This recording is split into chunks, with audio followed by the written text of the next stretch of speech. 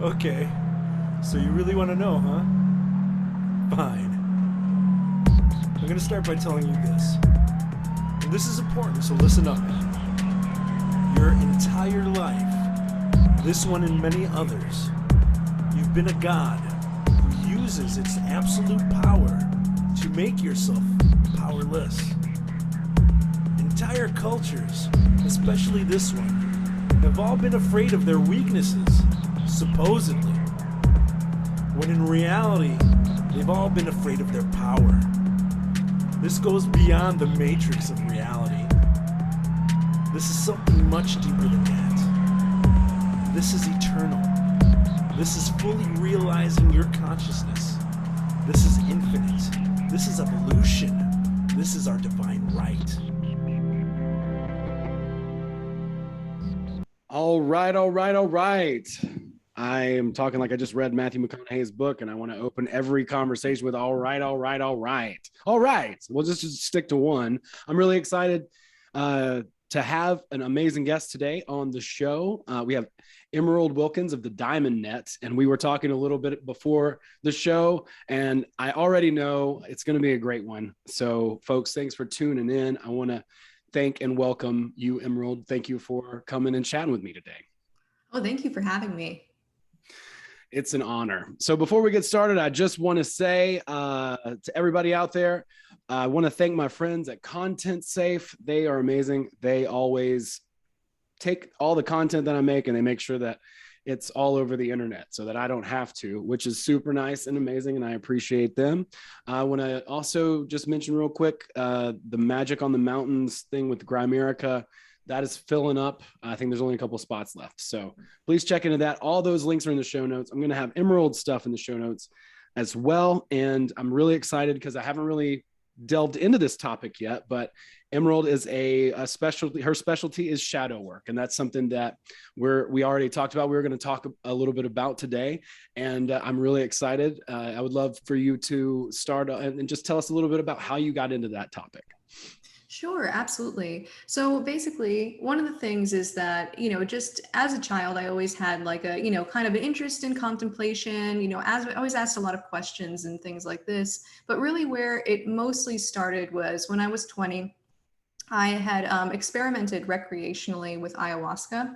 And basically, in the first experience and in the second experience, which were 5 months apart, I experienced some distance from my ego, and I recognized how much I was lying to myself, how much of myself that I was pushing away from my awareness. And it was almost like, if you can imagine, in getting that distance from the ego and in being in a space of like total acceptance and allowing, so much of myself started to reemerge and come back up to the surface.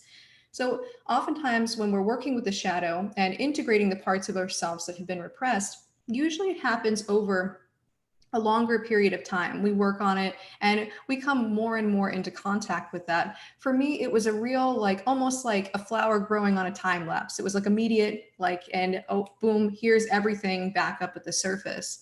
And basically, over the course of the following years, after having those two experiences, and with many things and many structures in my life falling away, what I recognized is that it was very difficult to integrate these parts of myself despite now having this awareness. So it was a little bit like, if you can imagine, there was like a bubble, and inside of that bubble there were like a bunch of demons, and now it had been popped, and I have to find some way to like reintegrate these parts of myself. And it was a real struggle for a few years, so from age 20 to about age 23. I was really going through it, really floundering in life. The coping mechanisms that I used to be able to use and the ways that I used to be able to self-deceive weren't working for me. And then I started to find Jungian psychology, and I started reading a little bit from Jung and many, many different Jungian authors. And through that, I started to be able to kind of put things in order and to kind of figure out which way was up and how to reconcile things from, let's say, the more transcendent spiritual perspective and then the practical perspective, finding new ways to motivate myself. And basically, yeah, and after that, I started to resonate with different teachers that also helped that process of integration. So really, where my focus and shadow work has come in is just having had these experiences, having faced with a lot of difficulty in the integration of becoming aware of things, and then utilizing the insights that I've come across along the way, and basically creating my channel as like what I would have hoped to have had at the Yes. time when I was like just completely not understanding which direction to go in. Totally, totally love that. Yeah, I couldn't agree with that more or feel the same way, right? It's like, man, if I would have just had that resource, right? And that's a beautiful, Sure. beautiful thing. I love it. Like, as we're immediately face first into entheogens. I love it. It's hilarious. But for everybody who's listening, I was just like, because I always ask everybody, is there anything we don't want to talk about, you know? And we're like, well, no, nothing too polarizing. I'm like, yeah, totally. I try and get that. And then we just dive right into psychedelics. Yes, let's do it. But I love the way that you are explaining this because it makes a lot of sense. It's like you got shot out of a cannon and you're like, what the hell happened? What was that? Sure. And then you found Jung and started figuring out what those like compartments or pieces to that puzzle was. You want to talk about maybe that a little bit more in depth? Sure, absolutely. And just on the topic of entheogens, so this is something that, just as a caveat, understanding that it can have very real consequences. For me, again, it was for a few years afterward, despite these being very beautiful, transcendent, like amazing experiences, what it essentially did is it just turned my whole paradigm on its ear. It kind of kicked my crutches out from under me to where I couldn't really use them. The ways that I was understanding things created a lot of practical issues. And this was I was at age 20. I became a parent at like age 22. It was like right in this time period where, in a sense, like I would be, if you ask me, do I recommend this to somebody? I would say I would have a hard time saying no, and I would have a hard time saying yes at the same time, because on one hand, I could have just totally like just fallen down these rabbit holes and never come back out again. I could totally see somebody getting into a position where they're in a vulnerable part of their life, their whole paradigm collapses, and then they just stay with the paradigm collapse. So, but I can also know, looking at that experience, had I not had those experiences, had I not been shot out of cannon, I would hate to see where my life would be right now, because there were certain neuroses and certain patterns and certain things within myself that, I just think it could have ended up disastrously. So again, I would say, as a caveat, to think about what do you want to get out of that experience when you're considering whether or not to try it, and to understand that there are very, very real consequences to it, and just to step lightly, tread lightly. I came from it from a recreational perspective, expecting, I'm going to see some colors, I'm going to have this novel experience. And it just totally, like I said, turned my paradigm on its ear. So yeah, so again, I'm very torn on entheogens as well, in terms of I would never blanket recommend it to someone. It would always be an individual, like, okay, I think this person can be resilient through this, versus, okay, maybe for me, it would be like, oh, get some more experience and get some more, spiritual and practical integration and learning before that happened, ideally. Sure. Yeah. And you started with, it's like, that's not the gateway drug, ayahuasca, right? You started at the top of the drug pyramid, if we're being completely honest. And yeah. So it makes sense. But no, I definitely want to be very clear to everybody out there. First of all, not medical advice. Secondly, you are the only person that's in charge of your journey. And yes, proceed with caution, proceed with humility and respect as well. Otherwise, you might not be so lucky. I'm with you on the paradigm collapsing. Mine was over a longer period of time. And I guess, like it just took the universe a lot longer to get through to me with a lot of acid maybe or something, but like over time in college. Right. And then once I kind of got out of college is really when my paradigm collapsed, because everything that I had really put stock in, that I had been taught, immediately it wasn't working. The whole mentality, all of it was tied together too, right? Like, sure. And so now I had this outrageous contempt for the institution, which is not healthy either, right? But then I had to reconstruct my paradigm. And so that's kind of where we were talking about with you. And I think that might dovetail a little bit. So let's talk about that, if that's cool. Absolutely. Yeah. So one of the things is that when we are used to being kind of like a fish in water, or just kind of taking certain things for granted because that's what we've experienced. So if I'm imagining like from the perspective of going through academia, we start in academia as very, very small children, and then we continue going. And then let's say that somebody continues going to undergrad, get their master's, get their PhD, and they've now spent a significant chunk of their life in this institution. And this is something that I've experienced too. And there are just certain ways to cope and to, let's say, address things within that institution that don't necessarily work outside of that institution.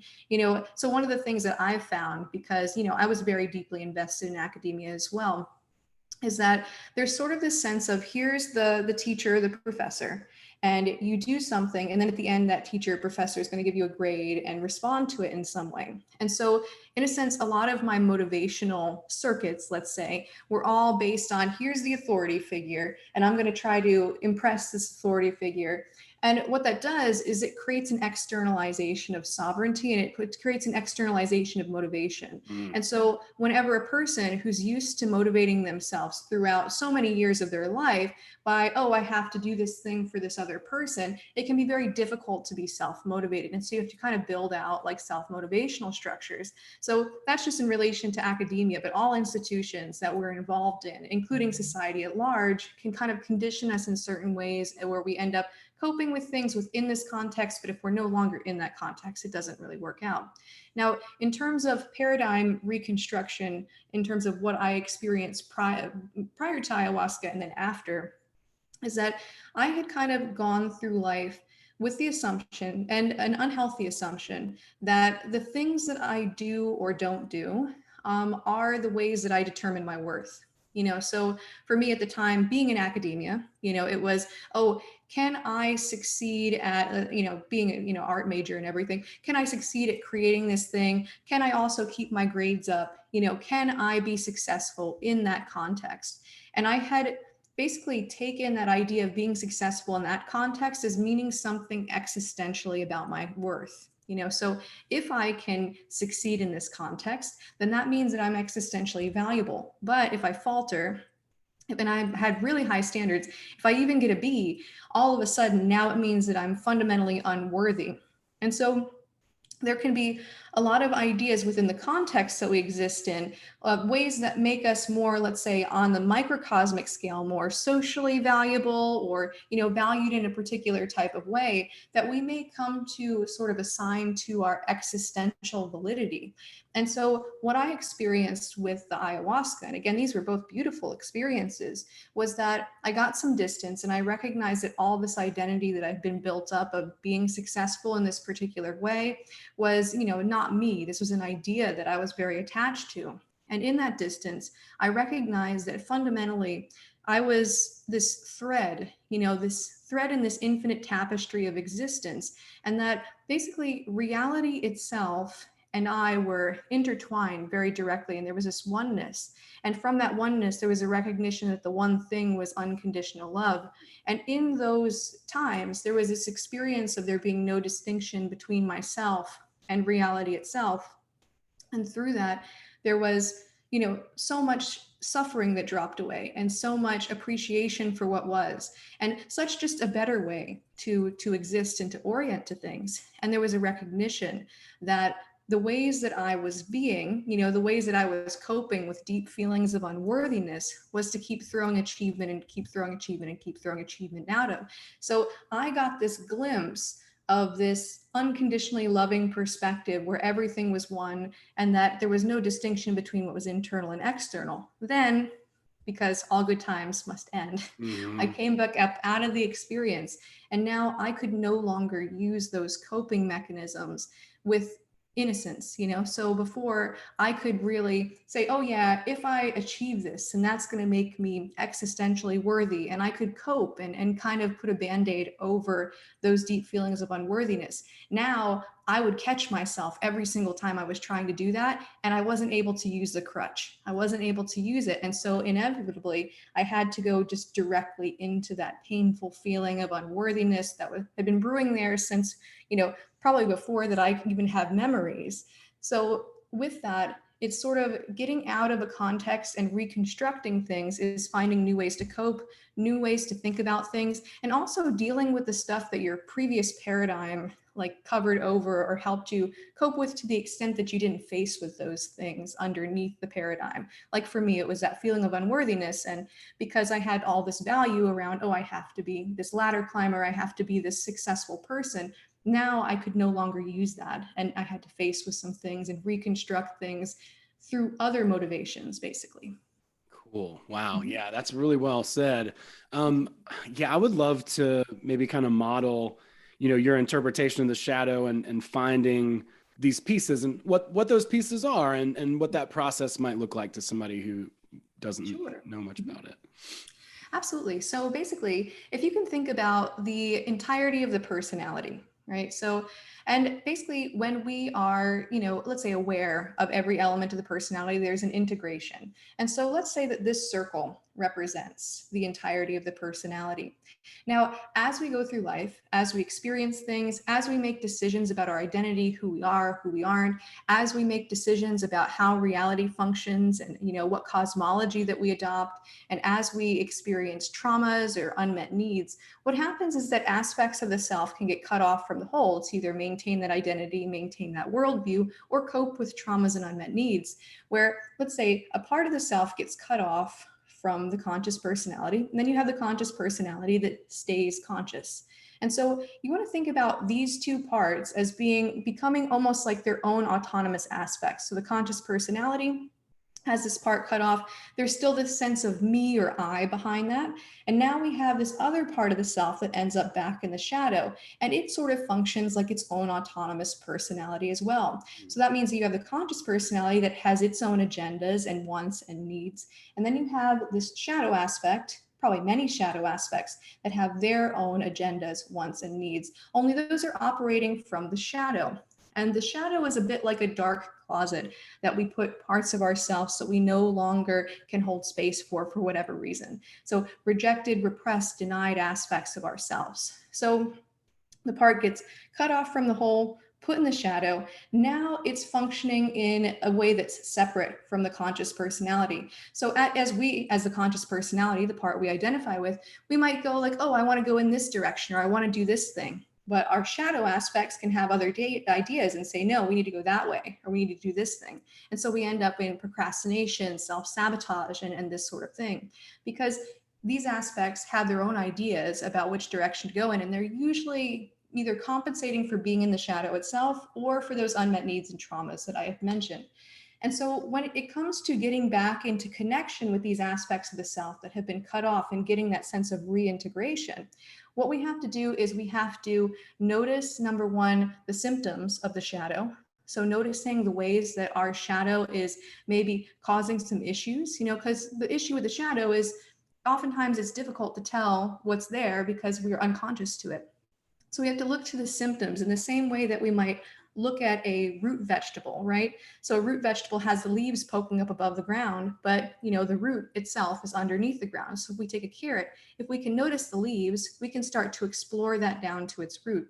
So if I notice myself being a people pleaser, what I might do is I might say, oh, maybe there's a shadow aspect under that. So I would name this aspect out and I would call it people pleaser emerald.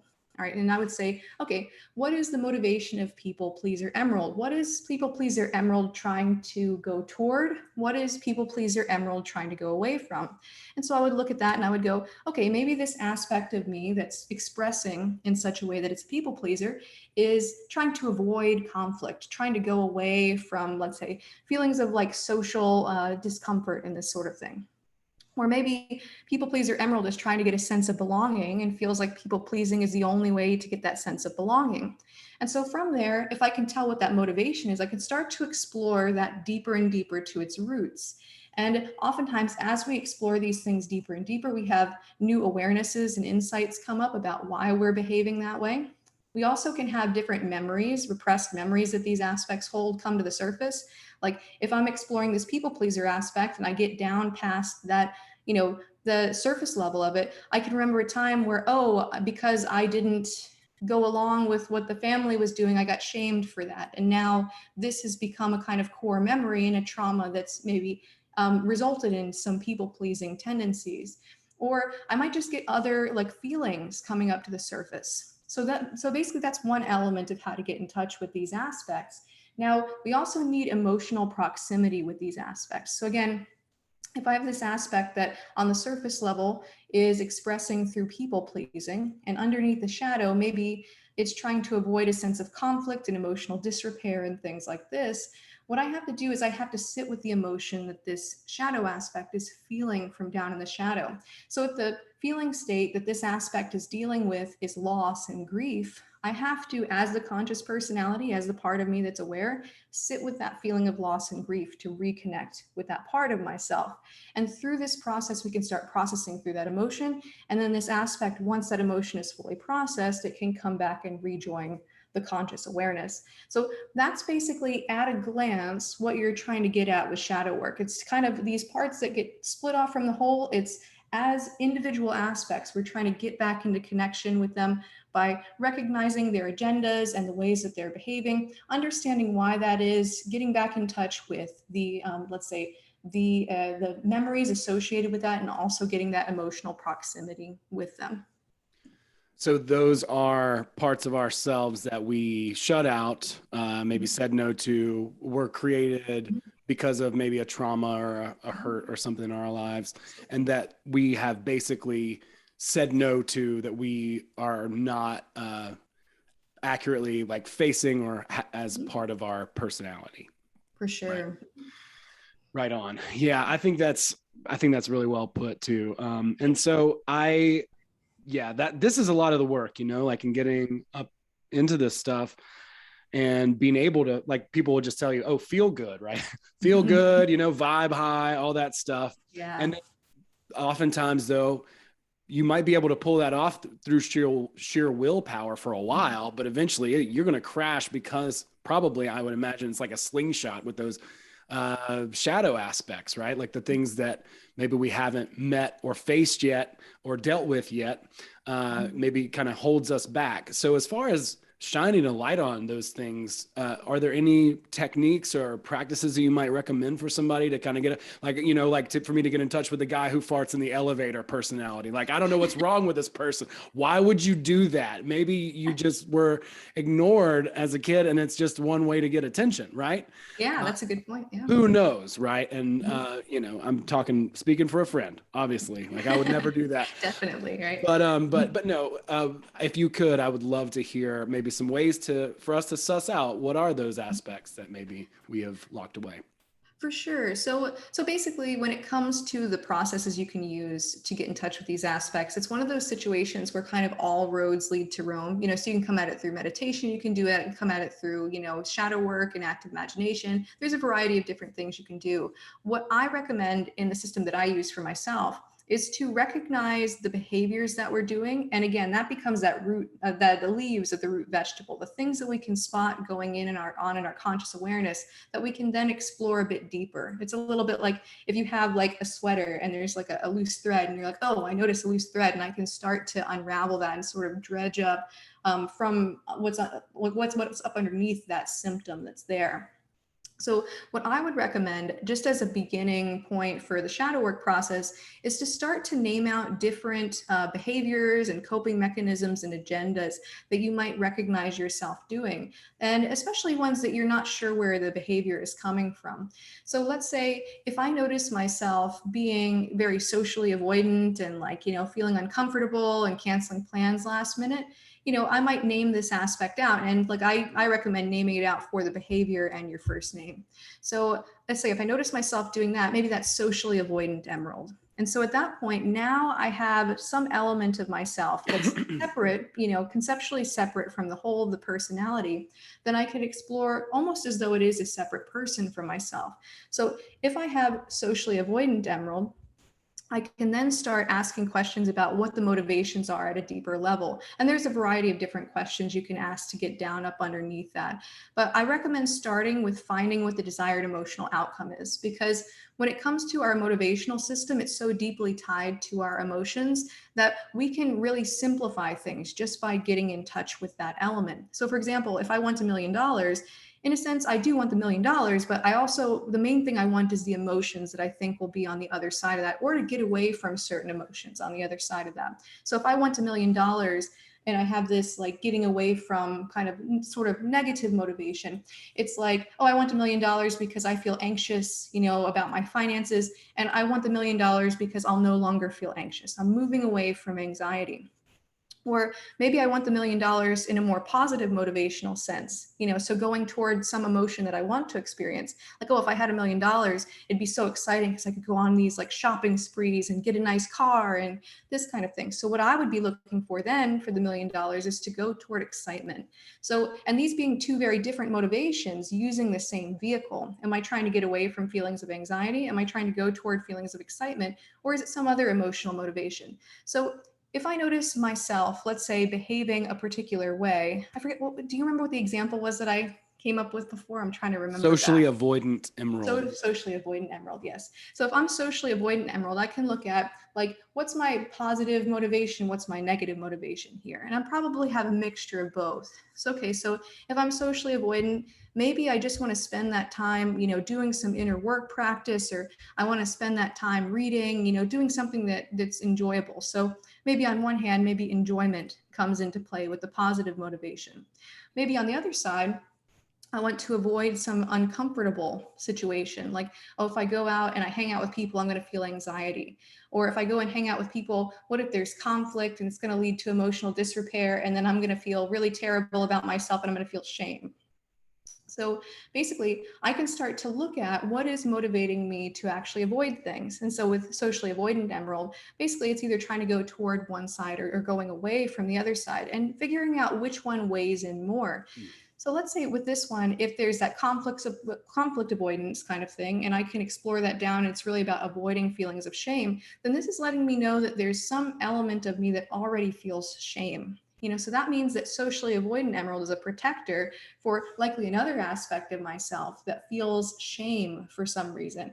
And it's using socially avoidant emerald to avoid re-traumatization, to avoid feeling that shame again. And at that point, I can start to think about, okay, what times in my life have I experienced shame? So basically, and those are just a few questions that you can ask to get up underneath that motivation. But the very first step is to name out the behaviors and the agendas and the coping mechanisms that you see yourself go through, and name out an aspect for it and start to explore it deeper. That's really good. It's kind of like reverse engineering the thing, right? Like we start out with either the thing that we are trying to avoid or that we want, right? Like I want, to feel, secure, right? With your example, like financial security, and then understanding backwards, where do we feel like we weren't? How did this whole thing happen?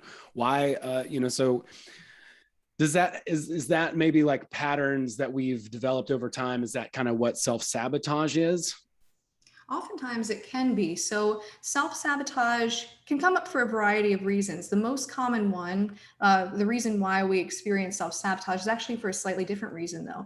So basically with self-sabotage, what you have is the conscious personality wants something, and then potentially another shadow aspect is like, nope, we don't want to go toward that. Now, on one hand, one shadow aspect could be like, oh no, if we get success, then we're going to be like the nail that sticks up and gets hammered and tries to pull that aspect back.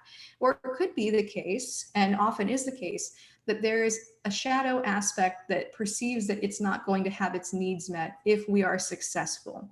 So I'll go ahead and I'll go into this example. So let's say that I am somebody who identifies very strongly with being kind of a loner, very individualistic. And let's say I have a goal that I want to be self-sufficient and I want to make my own money. I want to start my own business, right? And what I find is that I'm always self-sabotaging. I'm always running up against this issue. So let's say that this is me as the conscious personality. Let's say that back when I was 5, I dealt with some problems with some people. Maybe I was like bullied in school or something. And this made me hyper-identify with being a loner, being individualistic, and coping with that.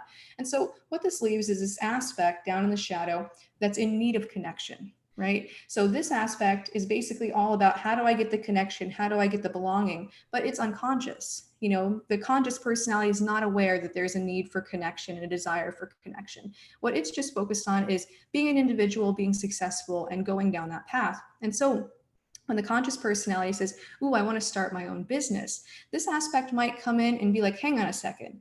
The only ways that I'm getting my needs met right now are, well, this person, because they don't have a lot of money now, they have to have a bunch of roommates so that they can afford a place to live, or they have to carpool with people to get to work, or they have to do their laundry at the laundromat where they meet other people. So right now, this person being in a compromised financial position is the only reason why this aspect is getting any of its needs met at all, which its needs are for connection.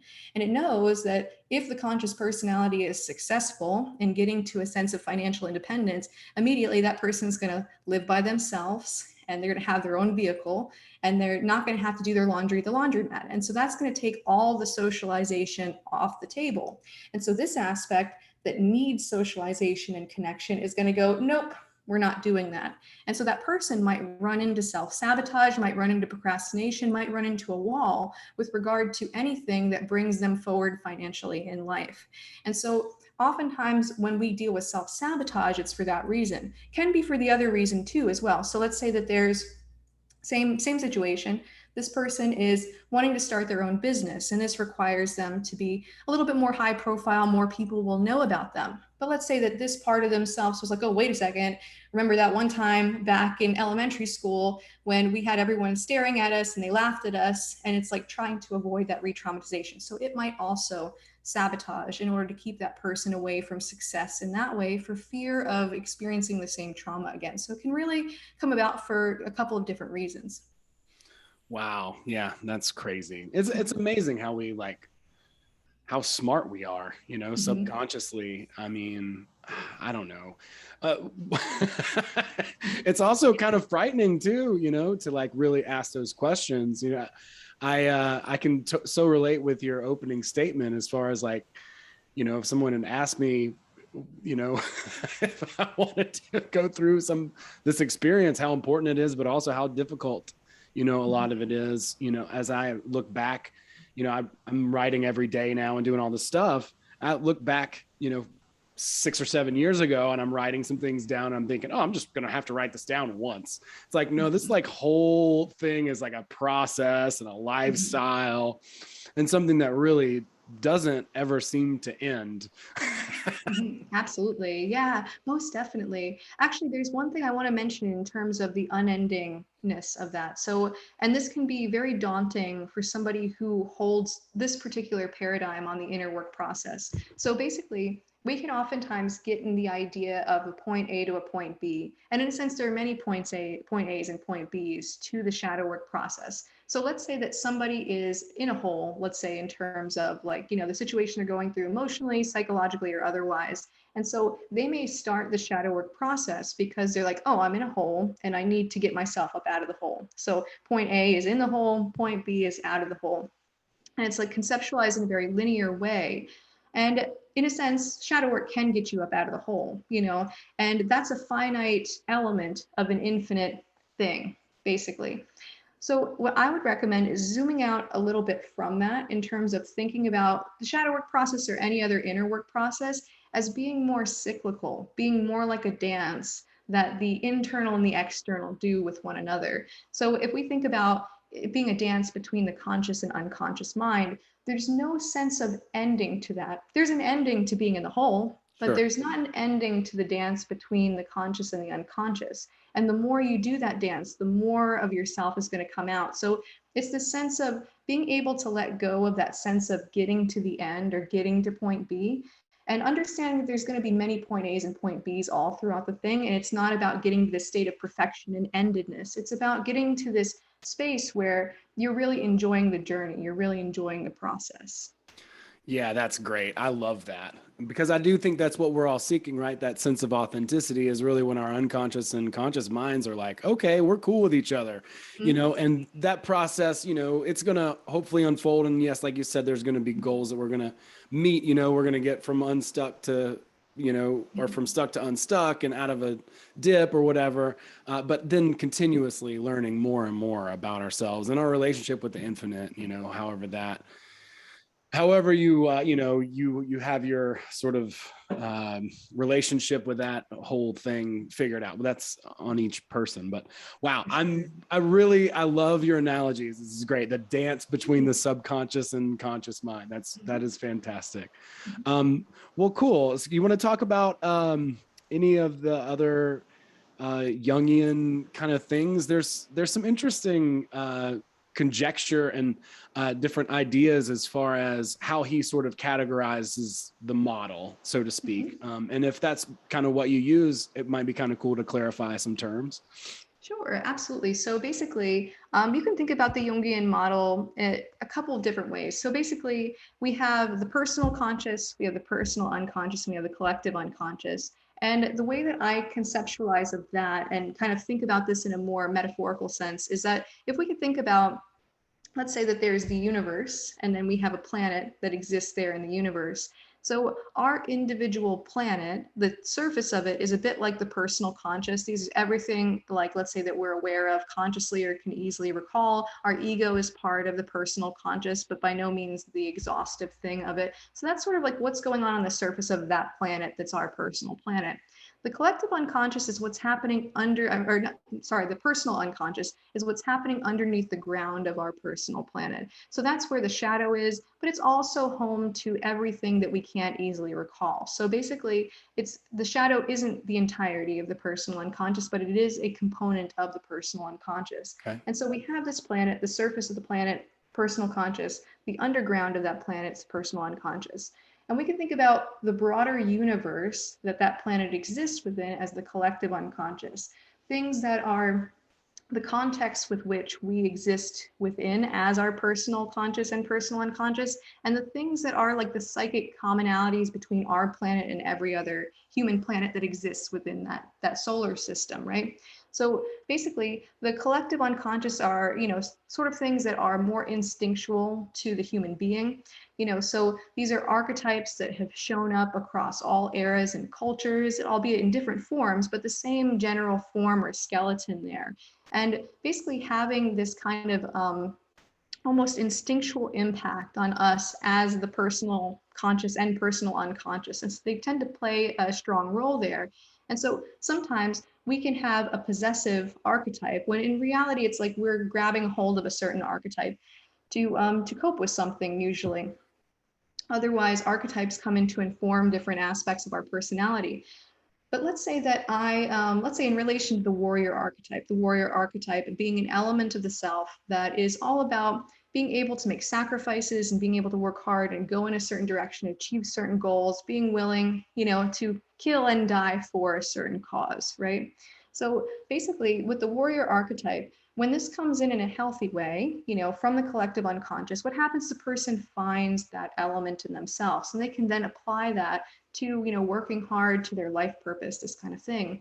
Now, if a person is dealing with, let's say, issues that I had kind of alluded to with, let's say, my, what was happening before, my ayahuasca experiences and getting that distance, is that I was dealing with feelings of low self-esteem and unworthiness. And so sometimes we can really grab a hold of these archetypes. And for me, it was the warrior archetype to try to basically put a Band-Aid over top of these deeper vulnerabilities. And so for me, everything became about hard work and everything became about the goal. So that's when an archetype becomes kind of possessive. But fundamentally, the aspects that exist, or the archetypes that exist in the collective unconscious, they inform and influence our personal planet of the personal conscious and personal unconscious. But if we find ourselves with an unhealthy relationship, we always want to look back to the personal conscious and personal unconscious. It's not an issue with the collective. It's always we're grabbing a hold of something that's going on there. So that's one way to conceptualize of Jung's system. On the other hand, we have sort of his five-prong way of looking at this. So we have the self with a capital S, which is both internal to us and external to us. Basically, it is like, it's sort of the psychological, the psyche's framework for God or source, in that way. So we have self with a capital S. And then we have, the elements of like the personal conscious, which would be like the ego and the persona, the ego being like the self-concept, everything within us that we recognize as us, and the persona being the social mask or social lens through which we express ourselves.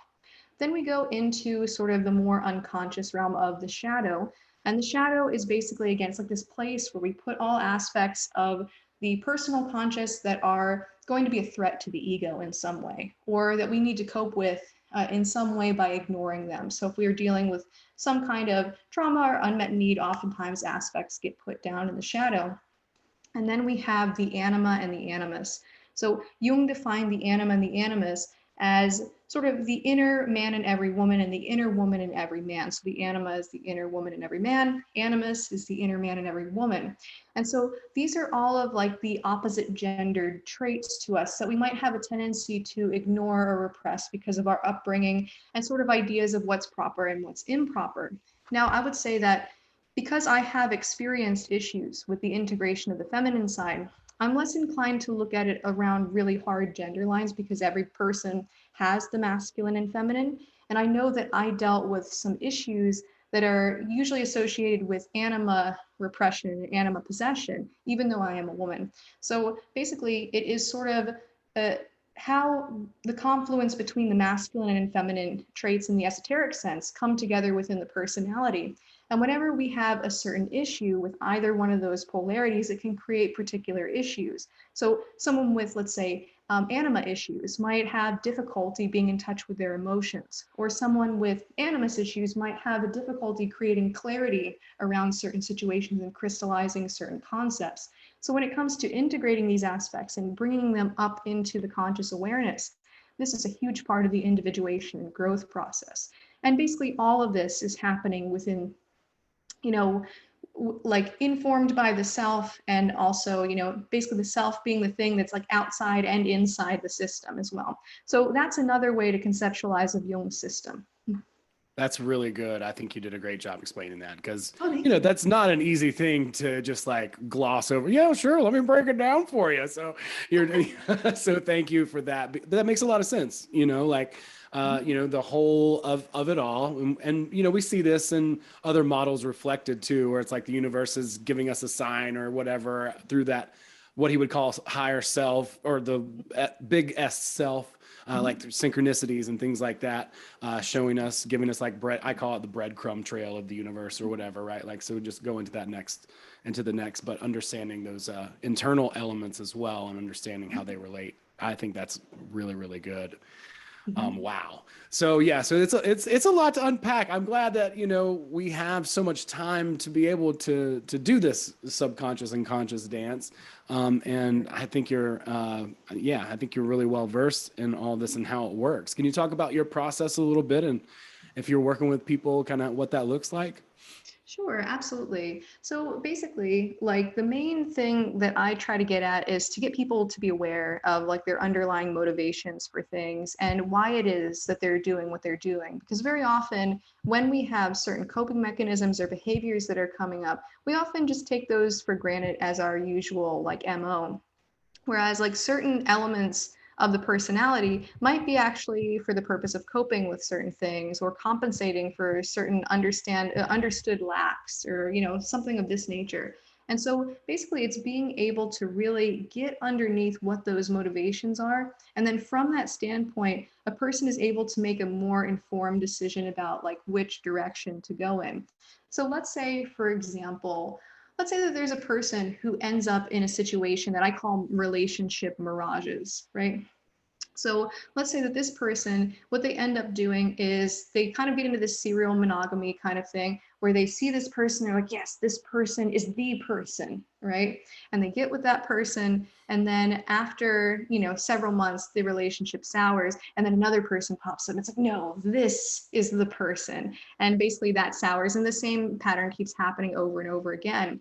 And I call them relationship mirages because it's a little bit like, those cartoons where Bugs Bunny or someone is like roaming around in the desert and he looks off and he sees like this beautiful oasis. And then he gets there and he jumps right in and he's just got a mouthful of sand and he's just jumped into a big, sand dune. And basically what's happening there is somebody is projecting the contents of their unconscious onto other people. So whenever we have the element of uncertainty in anything, in a person, in some element of reality where there's a blank projection screen, all the stuff that goes on in the unconscious comes right out of that projection screen. And basically this can lead to a lot of other types of things too. We can get into that at a different time.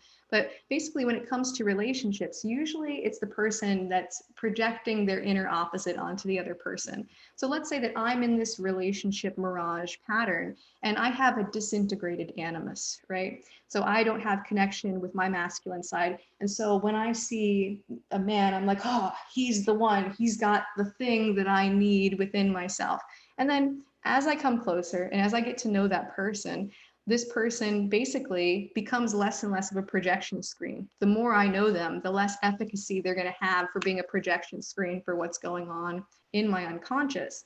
And so at that point, my unconscious can no longer project onto that person because I now know this person too well to do that projection and see the ways that this person is disaligned from my own inner animus, which is really what I'm looking to connect to. And so because I don't realize what I'm looking for is internal to me, I go for this person, they become too well known. Now I have to project that onto another person and they become too well known, and so on and so on. And so they get a relationship mirage, basically. So if I'm working with somebody like this, it's basically about not looking at the projection, but using the projection to point back to the projector, which is coming in the internal sense. Things that are in the shadow, the elements of the anima or the animus that are not integrated in them. And so what I might do in this particular case is I might say, okay, this person, or the people that you end up in these relationships with, what are some commonalities? What are some traits that they have within themselves? And it's like, oh, I noticed that it's always, they always are very intuitive. I'm looking for somebody who's very intuitive, let's say, or, maybe it's like they have maybe they're more strict or something. They have a certain kind of, let's go with that. Cause it's like, if I'm projecting my animus. So let's say, oh, it's guys who have this really like, strict kind of way of being. And then, I maybe ask like the person who is me, I'd be like, oh, do you notice a lack of that in yourself? Like, is that something that you have a difficulty with doing, setting your own boundaries and things like that? And, if I'm like, oh yeah, I have such an issue with that. And so we can get a sense that that person is actually in need of integrating the qualities that the people that they're looking for have, and that would be part, in this case, of integrating the animus.